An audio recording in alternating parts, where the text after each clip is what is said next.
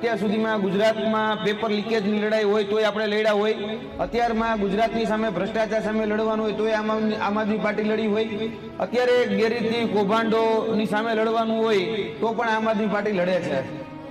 અને આમ આદમી પાર્ટીના અત્યારે સ્વચ્છ છબી, અને હમણાં જ તમને બધાને ખ્યાલ હશે કે દિલ્હીની કોર્ટે પણ કહી દીધું કે ભાઈ દિલ્હીના આપણા જે આમ આદમી પાર્ટીના રાષ્ટ્રીય સંયોજક અરવિંદ કેજરીવાલ એ પણ પાક સાફ છે, ઈમાનદાર છે। એની ઉપર જે કેસ કરવામાં આવ્યો તો એ કેસ પણ એ લોકો હારી ગયા।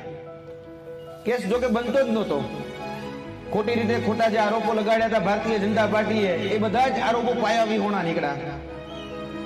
હવે તમે વિચારો કે ક્યાંક ને ક્યાંક અત્યારે પણ ગુજરાતની અંદર પણ જે લોકો સામ દામ દંડ ભેદની જે રાજનીતિ કરે છે, જે ભાગલા પાડોને રાજકરોની રાજનીતિ કરે છે અને એવો ગર્વ લે છે કે અમે 700 ઉમેદવારોને બિનહરીફ કર્યા। હવે તમે વિચાર કરો, 700 ઉમેદવારો બિનહરીફ થાય તો ખરેખર એનું ગર્વ લેવું જોઈએ કે શરમ અનુભવવી જોઈએ? કારણ કે બિનહરીફ કરવું એટલે શું? આ લોકશાહીમાં લોકમત અને લોકાધિકાર જે છે એ તો મતદાન છે।